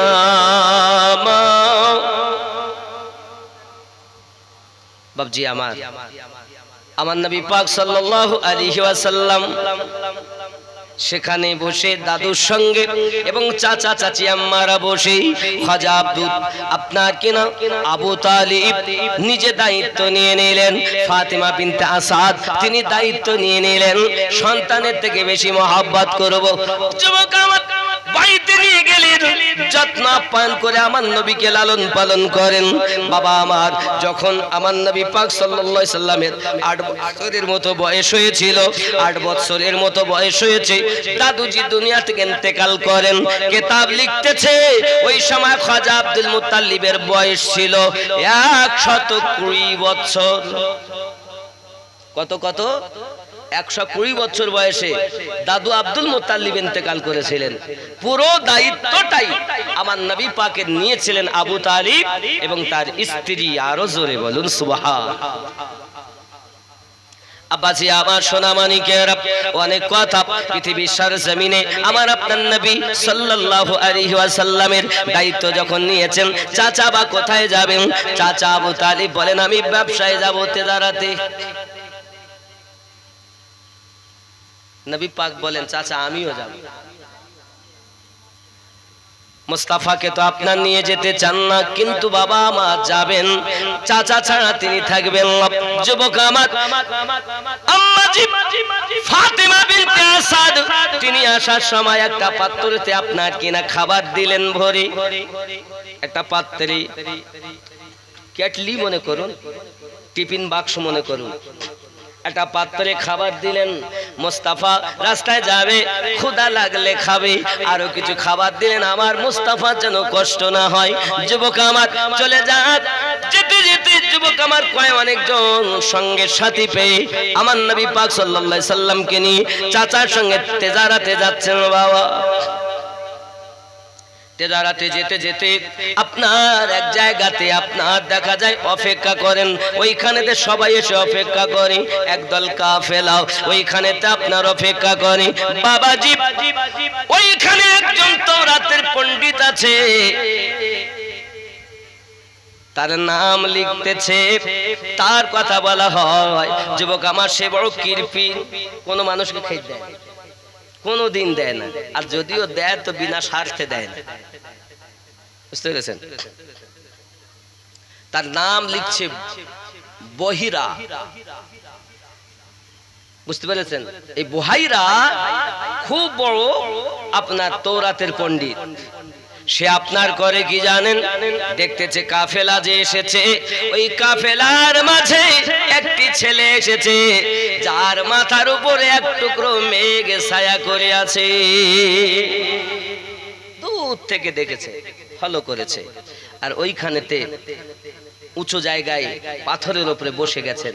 তো উনি বলছেন এই পাথরে অন্য কেউ বসতে পারে না, একমাত্র নবী ছাড়া। জোরে বলে। ওই বুহাইরা তার চাকরকে ডাক দিয়ে বলছে, চাকর এক কাজ করো, ওই যে কাফেলা এসেছে, কাফেলাদেরকে আমার বাড়িতে কালকে দুপুরবেলা জিয়াফত দিয়ে এসো। কি মোটে খাই দেন আমার মালিক, মানে আজ রাত্রে আজ ওদের এখানে যেহেতু রেখছে, তো ওদের কি জিয়াফত আমার বাড়ি, সকাল হলে আবার রওনা দেবে, তো রাত্রি আমার বাড়িতে খাওয়ার দাওয়াত। আমার মনি, আপনি জীবনে কাউকে খেতে দেন না, আজকে কি ব্যাপার? আমি কখনো দেখিনি আপনাকে, তাতে বিনা মতলবে দেইনি, তুই আগে দাওয়াত দিয়ায়, ওরা আসুক, তোকে পূর্ণিমা চাঁদের থেকে সুন্দর একটা ঘটনা বা নূর দেখাবো। কথা বুঝেছেন বাবা আমার? এখন অপেক্ষায় আছে, খাওয়া দাওয়ার ইন্তজাম সবকিছু তৈরি করে জিয়াফত দিয়ে এসেছেন। জিয়াফত যখন দিয়েছেন, দাওয়াত যখন দিয়েছেন, ওরা আসবে, এমন সময় আবু তালিব বলেন, মুস্তাফা জি চাচাজি, তুমি এখানে বসে সামান পাত্র চকি দাও, আর তোমার আসার সময় তোমার আম্মা যে কেটলিটা দিল ওই পাত্রটা দাও, আমি আসবো খেয়ে আর তোমার জন্য খাবার নিয়ে আসবো। কথা বুঝেছেন? খাজা আবু তালিব করেন কি, এমন সময়তে আপনার কিনা সকল যারা যাত্রী সঙ্গে ছিল সকলকে নিয়ে যখন ওই আপনার বুহাইরার বাড়িতে আপনার গিয়েছে, বুহাইরা তার চাকর অপেক্ষা করে যে এখনই হয়তো আমি দেখতে পাবো নুরানি চেহারা, কিন্তু সবাই এসেছে, আমার নবী তো আসেননি। এমন সময়তে বুহাইরাকে বলছে তার চাকর, ওই মুনিব কোথায় দেখলাম না? বলে যার জন্য যা করলাম তাকেই তো পেলাম না। কি হলো? যা ওরা কি করবো, খেতে দিব? তাতে এসে যখন গেছে মেহমান, খাবারও যখন তৈরিতে খেতে দাও, ওদেরকে খেতে দেয়। তার মধ্যে একজন বলছে খাওয়া দাওয়া হয়ে গেছে, বলছে আল্লাহ তুমি খাওয়াইছো, আমরা খেয়েছি, আমার রুজি ছিল আমি খেয়েছি। তখন বুহাইরা বলছে খাওয়ালাম আমি, আর আমার নাম না বলে তুই বলছিস নসিবে ছিল খেলাম। এই গিয়ে তো একদম পকপক হয়ে গেছে।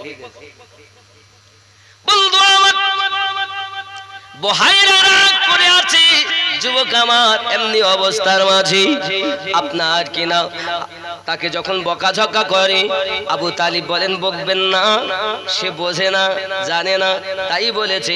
সত্যই কোনো চিন্তা নাই, চিন্তা আপনি করবেন না। আবার এমনি সমাজে যখন এই কথাগুলো বলা হয়, তখন বলছে আবু তালিবকে ওই বুহাইরা, শোনো তোমরা নিশ্চিত সবাই আমার দরবারে আসনি, কেউ না কেউ আসে। না সব এসেছি, না আসনি একজন কেউ না কেউ বাকি আছে, কারণ আমি দেখেছি তোমাদের মাঝে কেউ একজন ছিল যার মাথার উপরে আকাশের মেঘ ছায়া করেছিল। আমি জানি এই আকাশের মেঘ তার উপরে ছায়া করে যে আখিরি জামানার নবী হবে। আমি তাকে বসতে দেখেছি যে পাথরের উপরে, ওই পাথরে নবী ছাড়া কেউ বসতে পারবে না। আমার মনে হয় তোমরা এসো তো সবাই, কিন্তু সেই মানুষটাকে আনোনি। বলে কিভাবে জানলেন আপনি? বলে আমি এইভাবে জানি, তাওরাতের ভিতরে লেখা আছে যে আল্লাহর নবী হবে, আকাশের মেঘ তার উপরে ছায়া করে রাখবে, তার নাক নকশা লেখা আছে, তার চেহারা লেখা আছে। পারো যদি তাকে আমার কাছে বাড়িতে নিয়ে এসো, না আনলে কিন্তু তোমাদের যাওয়া হবে না। আবু তালিব বলে না তো উপায় নাই, নিয়ে আসতে হয়। বলে তাহলে আমার সামানগুলো চকি দিবে কে? বুহাইরা বলছে আবু তালিব সামানগুলো যদি লুট হয়ে যায় তার দায়ী আমি বুহাইরা। সমস্ত জিনিস যদি লুট হয়ে যায়, সমস্ত জিনিসের দাম আমি দিব। চিন্তা তো নাই, আর চিন্তা আছে তখন গেলেন আবু তালিব, গিয়ে আমার নবীকে নিয়ে আসছেন। আর ওই বুহাইরা কিতাব তাওরাত খুলে আমার নবীর সম্মুখে এমনি করে হাত ঘোরাচ্ছেন। জোরে কোন সুবহানাল্লাহ। আমার দয়াল নবীকে আবু তালিবের সঙ্গে কথা বলছে, বুহাইরা ও আবু তালিব, এই মোস্তাফাকে আমি একটু ভিতরে নিয়ে যাব। ঠিক আছে, নিয়ে যাও। ভিতরে যখন নিয়ে গেলেন, ভিতরে একটা উঁচু জায়গাতে আমার নবীকে আপনার বসিয়ে দিলেন। দেওয়ার পরে হাত দুটি জড়ো করে বলছেন, মুস্তাফা আখিরি জামানার নবী, আপনার যখন আপনি নবুয়াত এলান করবেন, যখন আপনি কলেমা প্রচার করবেন, আমাকে ওই কলেমার সঙ্গে শামিল করে নেবেন। ওগো নবীজি, আমি তাওরাত পড়ে থেকে আপনাকে আমি নবী হিসাবে মানি, আল্লাহকে এক বলে আমি মানি, তবে আপনাকে আমি রাসূল হিসাবে মেনে নেই। হুজুর বলেন আমাকে নেবেন কিনা? আর যদি তা না হয়, দুনিয়ায় যদি আমি আপনার নবুয়াতের বয়স না পাই, দুনিয়া থেকে যদি মারা যাই, তাহলে হাসরের মাঠে আমাকে না নিয়ে আপনি যেন জান্নাতে যাবেন না। ওগো দরুদি, বলেন আপনি আমার কথা রাখবেন কিনা? বলেন নিজ মুখে আপনি আমাকে আপনার করে নিলেন কিনা?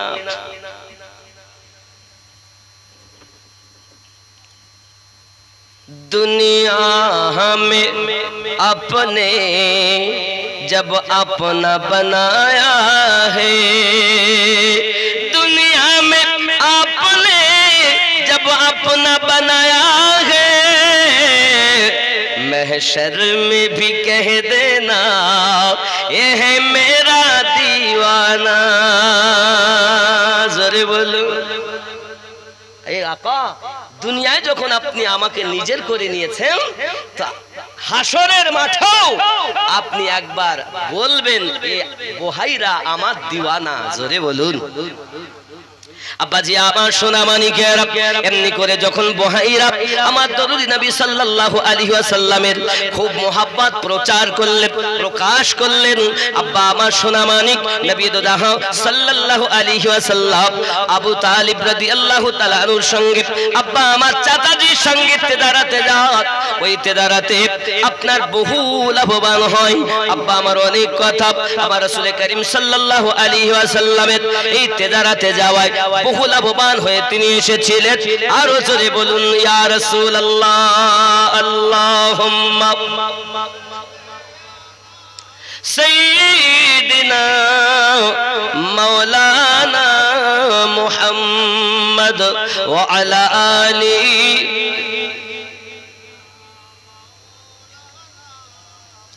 আব্বাজি আমার সোনা মানিক নবী পাকের প্রচার হয়, রাসূলের পাকের আস্তে আস্তে করে চতুর্দিকে প্রচার শুরু হয়ে যায়। দেখতে দেখতে দেখতে দেখতে আপনার আমার নবী সাল্লাল্লাহু আলাইহি ওয়াসাল্লামের 25 বছর বয়স হয়ে যায়। আম্মা খাদিজাতুল কুবরা রাদিয়াল্লাহু তাআলা আনহার এখানেও ব্যবসায়িক হয়, অনেক ব্যবসায় মানুষে যায়, কিন্তু আম্মা খাদিজাতুল কুবরা রাদিয়াল্লাহু তাআলা আনহার অর্থ অনেকে লুটতারাজ করে সঠিক মতো হিসাব দেয় না। আবু তালিব বললেন, আমার একটা ভাতিজা আছে, আমার মনে হয় তাকে যদি দেওয়া যায় ব্যবসাতে, আর মক্কার মানুষদেরকে যদি দেওয়া যায়, তাহলে মনে হয় লাভবান হওয়া যাবে। খাদিজা রাদিয়াল্লাহু তাআলা আনহা বলেন, তা খুব ভালো কথা, তাকে ডাকো। এখন আবু তালিব রাদিয়াল্লাহু তাআলা আনহু গিয়ে তাদের একটা পরামর্শ দিলেন আম্মা খাদিজাতুল কুবরা রাদিয়াল্লাহু তাআলা আনহাকে। সেই পরামর্শ মেনে নিলেন। কি? ওগো মক্কার মানুষ, তোমরা টাকা দেবে, তোমাদের জিনিস রাখবে, বিনিময়ে খাদিজাতুল কুবরা রাদিয়াল্লাহু তাআলা তোমাদের ব্যবসায়িকের সামানপত্র দেবে। ব্যবসা করে আসলে তোমাদের মাল আবার তোমরা ফেরত পাবে। সুবহানাল্লাহ। সবাই দেখে এ তো খুব ভালো জিনিস। আগে ছিল মাল দিয়ে, মাল নিলে মাল আর ফেরত পাওয়া যাবে, লাভ্য অংশ দিতে। আর এবার মালও পেয়ে যাব, আমাদের জিনিস আমাদেরও থাকবে, আর লাভ্য অংশ যা হবে তারও ভাগ পাবে। অসুবিধা কি? সবাই রাজি হয়ে গেল।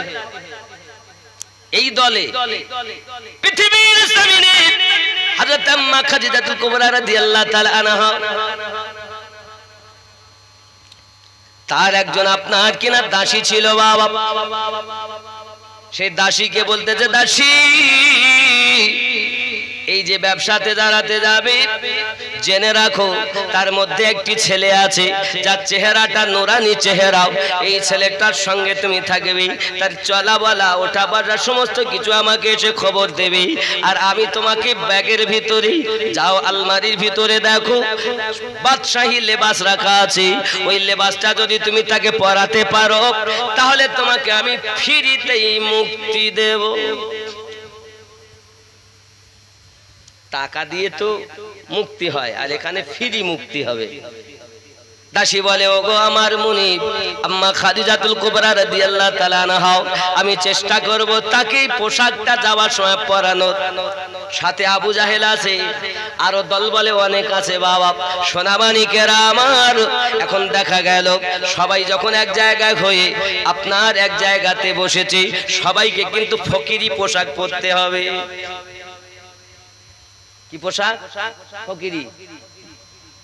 যেন আমি খাদিজাতুল কুবরার দাস সত্য করতে যাচ্ছি, এজন্য ফকিরি পোশাক পরতে হবে সবাইকে। আবু জাহেলকেও ফকিরি পোশাক। এখন সবাই তো বাবা রেডি সামানপত্র নিয়ে, আর ওই দাসী বাদশাহী লেবাস প্যাকেট থেকে বার করে আমার নবীকে দিচ্ছে। নবীকে যখন দিচ্ছেন, আব্বাজি নবী পাক সাল্লাল্লাহু আলাইহি সাল্লামকে বলছেন, আপনি এটা পরিধান করুন। না, আমি পরিধান করব না। মিল্লাত ইসলামী আমার কথা যখন বলা হলো, সঙ্গে সঙ্গে আপনার কিনা ওই দাসীটা বলতে চাইছে, ওগো দয়াল নবী, আপনার কাছে আমার আবদার, ফ্রিতে যদি কারো উপকার হয় আপনি কি চান না আমার উপকার করতে? বলো তোমার কি উপকার হবে? বলে, আমার মুনিব বলেছি, আমার খাদিজাতুল কুবরা রাদিয়াল্লাহু তাআলা আনহা বলেছে, আমাকে আমি যদি আপনাকে এই পোশাকটা বাদশাহী পোশাক পরাতে পারি তাহলে আমি ফ্রিতে আজাদ হব। তাই যদি হয় তাহলে আমি নবী চাই না কাউকে কয়েদি রাখতে, দাও পোশাকটা দাও। আমার নবী পরলেন বাদশাহী লেবাস। বাদশাহী লেবাস যখন পড়েছে, বুঝতে পেরেছেন, আবু জাহেল বলছে আমরা সব ফকিরি পোশাক পরে যাব আর মোস্তাফা এই পোশাক পরে যাবে, এ ঠিক হবে না। তখন দাসী বলতে, শোনো, চুপচাপ ব্যবসায় যাও তো যাও, নইলে সব মাল ছিনিয়ে নেব। আমি নিজ ইচ্ছায় পোশাক পরাচ্ছি না, খাদিজাতুল কুবরা রাদিয়াল্লাহু তাআলার কথাতে বাদশাহী পোশাক পরাচ্ছি। জোরে বলো। আব্বাজি আমার সোনামানিকেরা, এমনি করে আপনার আবু জাহেল করলো কি, তার দল বলের লোক একদিকে করে নিল, কিছু লোক তার দলে চলে গেল, আর আমার নবী পাকের সঙ্গে এক দল চলে যায়। আব্বা আমার যেতে যেতে যেতে যেতে আবু জাহেল আগে আগে তার দল সাইড করে নিয়ে কেটে চলে যায়। আব্বা আমার এক জায়গাতে সন্ধ্যার আগে আমার নবী পাক কাফেলাকে এক জায়গায় করে আরাম করতে গেলেন। সকালবেলা আবার যাবে। যুবক আমার, এই মুলকে শামতে দাঁড়াতে যাবে। ও যুবক আমার, ওইখানে গিয়ে যখন রাতের বেলাতে আশ্রয় নিলেন, এমন সময় গভীর রাত হয়ে গেছে। এই গভীর রাত হয়ে যাবার পরে হঠাৎ একটা আওয়াজ আসতেছে, বাঁচাও বাঁচাও বাঁচাও বাঁচাও। আমার নবী পাক সাল্লাল্লাহু আলাইহি সাল্লাম যারা কাফেলার সঙ্গে ছিলেন তাদের মধ্য থেকে বলছে, হুজুর দেখেন আওয়াজ আসছে এই দিক থেকে, বাঁচাও বাঁচাও। তাই খেজুরের ডাল আনো দিনি। আমার নবী পাক সাল্লাল্লাহু আলাইহি সাল্লামের কাছে একটা খেজুরের ডাল এনে দেওয়া হলো। আমার নবীজি ওই খেজুরের ডালটাকে আপনার কিনা নিয়ে নিজের থুতু মোবারক লাগিয়ে দিলেন। খেজুরের ডালে নিজের থুতু মোবারক লাগানোর পরে নবী আমার ওই খেজুরের ডালটা ছুঁড়ে দিয়েছে। জোরে বলো। কিছুক্ষণের মধ্যে বাঁচাও বাঁচাও আওয়াজ বন্ধ হয়ে গেল। এখনো বলো নবুয়ত এলান হয়নি। নবীর তো জন্মও দিতে পারলাম না, খালি টেনে নিয়ে যাচ্ছে। কথাটা বুঝতে পারছেন ঘটনা? মিল্লাত ইসলামিয়া রাসূল করিম সাল্লাল্লাহু আলাইহি ওয়াসাল্লাম ওই খেজুরের ডালে নিজের থুতু মোবারকা লাগিয়ে যখন ছুঁড়ে দিয়েছেন, আওয়াজ বাঁচাও বাঁচাও বন্ধ হয়ে গেল। এই আওয়াজটা বন্ধ হয়ে যাওয়ার পরে বাবা মা সকাল হয়ে গেছে, দেখে পিছন দিক থেকে আওয়াজ আসতেছে, দয়াল নবীজি আমাদেরকে সাথে করে নেন, না নিয়ে যেন যাবেন না। রাসূল আমার দাঁড়িয়ে গেলেন, কেন তোমরা এখানে আসতেছো, কেন তোমরা আমার কাছে আসতেছো? দেখে আমার দ্বারা রাসূলের পাশে যারা আপনার উপস্থিত হয়েছে, কারো আপনার হাত ফাটা, হাত কাটা, কারোর মুখ কাটাও বাবা, কারোর ট্যাং কাটাও, কাটা কাটা বহু জায়গা আপনার দেখা যাচ্ছে। বাবা সোনামানিক আমার এই কাটা দেখে, এই পরিস্থিতি দেখে নবী আমার জিজ্ঞাসা করছে, তোমাদের হালাত এমন কেন বলো?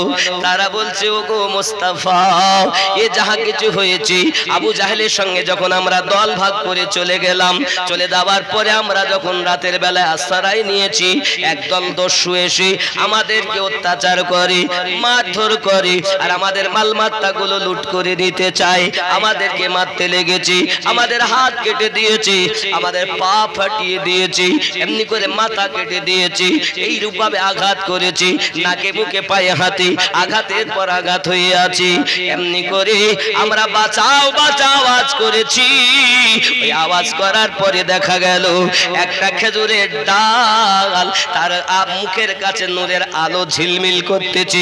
এই নূরের আলো ছটা যখন আসতেছে, ওই নূরের ছটার কাছে উপরে লেখা উঠতেছে, মুহাম্মদ ইবনে আব্দুল্লাহ। জোরে সোনামানিকেরাও, এখনো নবুয়ত এলান হয়নি, আমার আপনার নবীর থুতু মোবারকার পাওয়ার কত দেখো।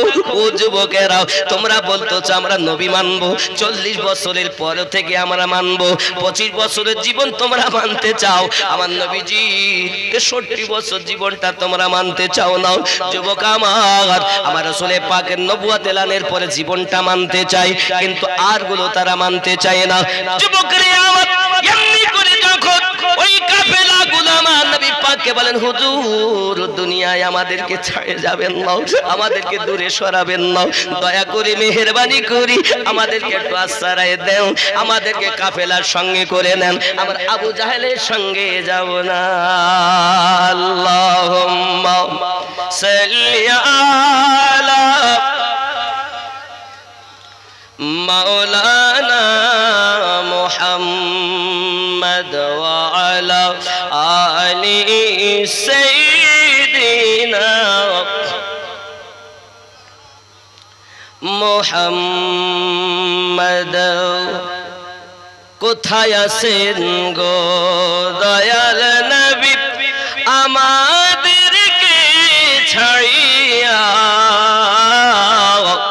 আপনি বিনে কি লাভ হবে এই জগতে বাঁচিয়া।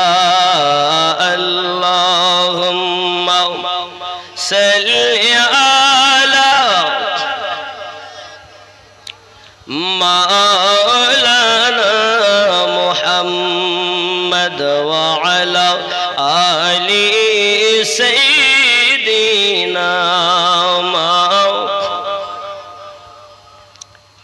বন্ধুরে আমার, নবী সাল্লাল্লাহু আলাইহি ওয়াসাল্লাম ব্যবসাতে চলে গেছেন, অনেক লাভবান হয়েছিল বাবা।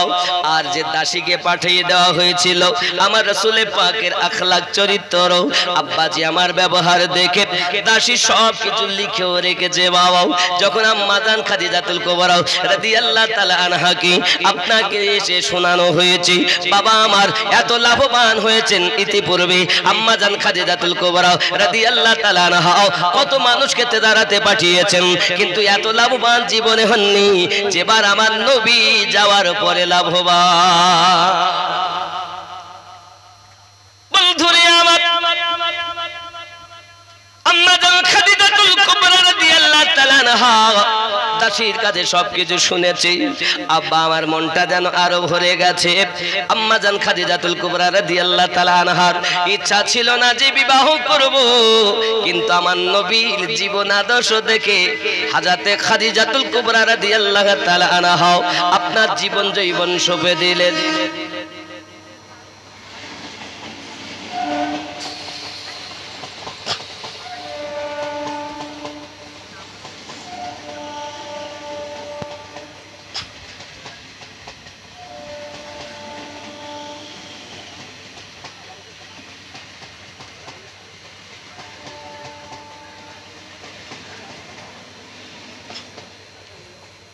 আম্মাজান নিজে বলতে যাচ্ছেন, দয়াল নবী মায়ার নবী গো, আপনি আমার জীবনের জীবন। জোরে বলুন, মায়ার নবী দয়ার নবী গো, আপনি আমার জীবনের জীবন।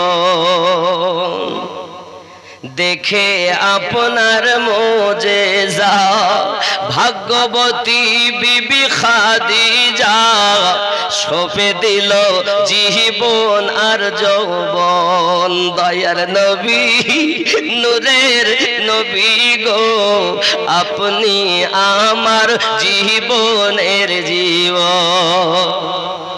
তা বলছে দরুদ নবী আমার যখন আপনার কিনা আসতেছেন, তেদারাত থেকে আসার পথে এক বৃক্ষের তলায় আমার নবী আপনার কিনা আরাম করতেছেন। বাবা, এখন উত্তর অনেক প্রখর, একটি গাছের ছায়াও, তার উপরে হলো আকাশের মেঘের ছায়াও, কিন্তু গরমের তাপে নবী পাক সাল্লাল্লাহু আলাইহি সাল্লাম যখন পাসিনা পাসিনা হয়ে যাচ্ছে, তখন বাবা দুটি বিষধর সাপ এসেছে।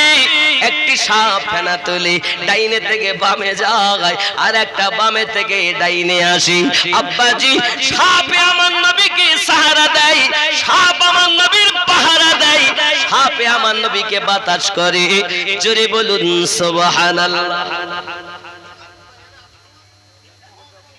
বাবা, এখন হয়তো আপনারা কিছু মানুষে শুনছেন, এরপর তো লক্ষ মানুষে শুনবে নাকি? এখন তো ইউটিউবের যুগ, ইন্টারনেটের যুগ, একটা কথা বললে 1 মিনিটে সারা দুনিয়া হয়ে যায়, ঠিক না? আগে কি ছিল আর এখন কি হলো? এখান থেকে যদি 40 বছর আগে বলা হতো ছেলে আমার বোম্বে আছে, এখন দেখে আসলাম, তা লোকে বলতে পাগল হয়ে গেছে, ধরি মার ওকে। কেন বলেন তো? তখন এই টেকনোলজিটা ছিল না। আর এখন যদি আপনার ছেলে মনে করুন দিল্লি আছে, এবার আপনি যদি এসে বলেন ছেলেকে দেখতে পাচ্ছি না গো, দিল্লি আছে দেখতে পাচ্ছি না, তো লোকে বলবে আসলে পাগলা হয়ে গেছে। এখনকার যুগ চিন্তা করে নাকি ছেলে দেখার জন্য? কই ছেলের নাম্বারটা বলো। 5 বছরের ছেলেও বলবে চাচা ছেলের নাম্বারটা আমাকে দাও, তোমার ছেলের সঙ্গে আমি দেখা করিয়ে দিচ্ছি, বলবে না? তাহলে যে টেকনোলজি আগে ছিল না, তখন তারা বলতো যে ও বেকার। আর এখন যে টেকনোলজি হয়েছে, এখন বলবে না সত্য। জোরে বলুন সুবহানাল্লাহ। তো ঠিক এই রূপ, যার কলবে নূরে মুহাম্মাদিন নূর চমক বেড়েছে, সে যখন রাসূলের দিদার নসিব করতেছে, শুয়ে আছে। আপনাদের গ্রামের নাম কি? নেওরা দিক। নেওরা দিকে শুয়ে আছে, নবীজিকে দেখতেছেন। নবী এর নেওরা দিকে আসতে পারেন কিনা এই কথা বলেন? আমাদের নবী কি কমজোর? আচ্ছা, এখানে শয়তান আছে, আছে না? আরো একটা যুক্তি দেই আপনাদের, এরা তাদের ফিট করুক, ওদের জন্য আমি একটু সময় দিচ্ছি, নইলে আমি শুরু করে দিতাম ঘটনাটা। তাড়াতাড়ি যা করবা কর। বাবা মা কিছু নাও অন্তত একটা কিছু তোমরা রেকর্ড করতে যা করো তাড়াতাড়ি করলো, সময় করো না বাবা। এখন বলছি এরা ছিল কোথায় নাকি? কোথা থেকে এরা খবর পেল? আপনারাও দেননি, আমরাও দেইনি। এইটাই তো টেকনোলজি। লাইভে দেখে যায় তো চলে এসে, বুঝতে পেরেছেন? মোহাব্বতে লা ইলাহা ইল্লাল্লাহ, লা ইলাহা ইল্লাল্লাহু মুহাম্মাদুর রাসূলুল্লাহ সাল্লাল্লাহু আলাইহি ওয়াসাল্লাম। তু শাহে খুবা তু জানে জানা है चेहरा उम्मुल किताब तेरा। জোরে বল। এ নাচ যদি আপনি বুঝতেন তাহলে বুঝতে পারতেন। তু শাহে খুবা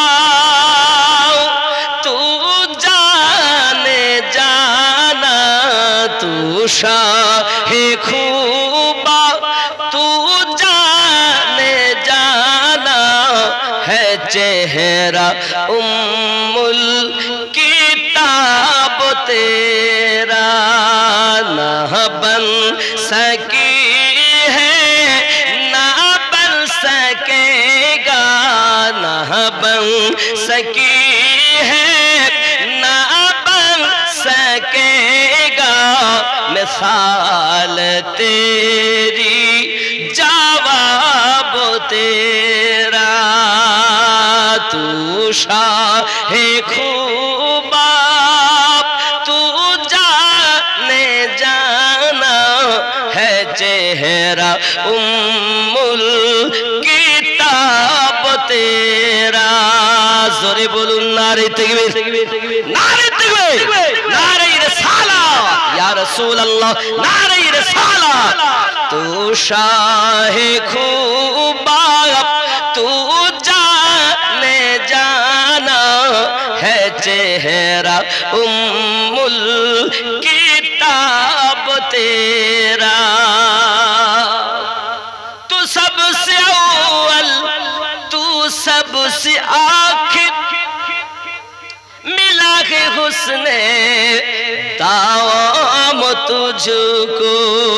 जोरे बोलो नबी प्रथम नबी शेष एजন্য বলছেন तू सबसे अव्वल तू सबसे आखिर मिला के हुस्ने तावाम तुझको है उम्र लाखों बरस की तेरी है उम्र लाखों बरस की तेरी मगर है ताजा शबाब तेरा।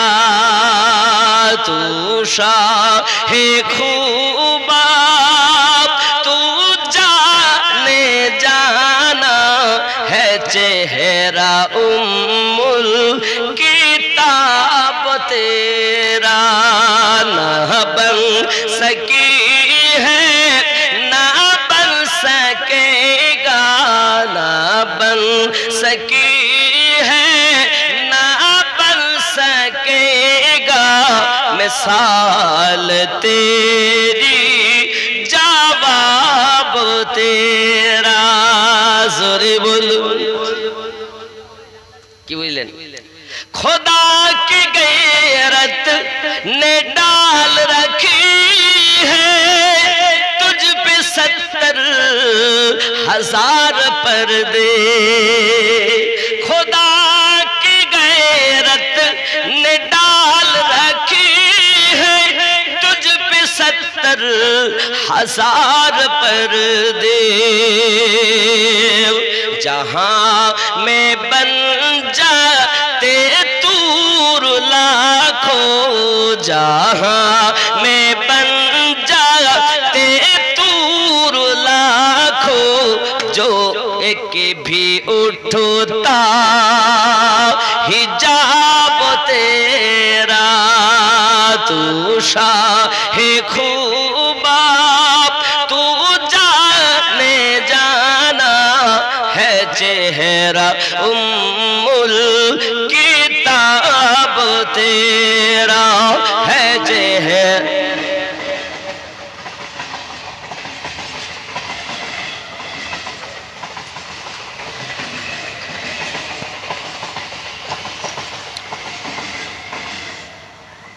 नारे तकबीर नारे रिसालत।